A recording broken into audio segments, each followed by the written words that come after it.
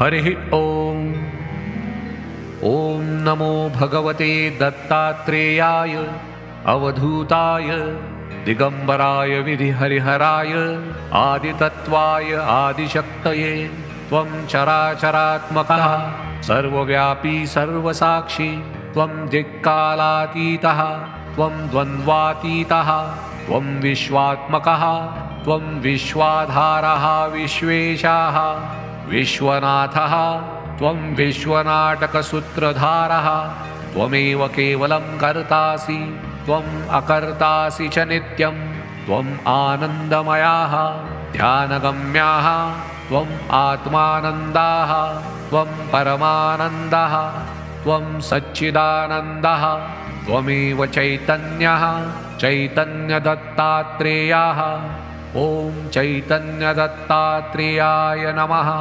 त्वं भक्तवत्सलः भक्ततारकः भक्तरक्षकः दयाघनः भजनप्रियाः। त्वं पतितपावनः करुणाकराः भवभयहराः। त्वं भक्तकारणसम्भूतः अत्रिसुताः अनसूयात्मजाः।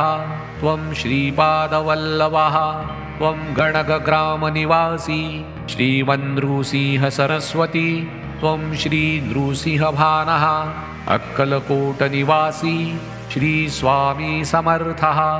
त्वं करवीरनिवासी परमसद्गुरु श्रीकृष्णसरस्वती। त्वं श्रीसद्गुरु माधवसरस्वती। त्वं स्मर्तुगामी श्रीगुरुदत्तः। शरणगतोऽस्मि त्वां दीने आर्ते मयि दयां कुरु। तव एकमात्रदृष्टिक्षेपः दुरितक्षयकारकः। हे भगवन् वरद दत्तात्रेय, मामुद्धर मामुद्धर मामुद्धर इति प्रार्थयामि। ॐ द्रां दत्तात्रेयाय नमः।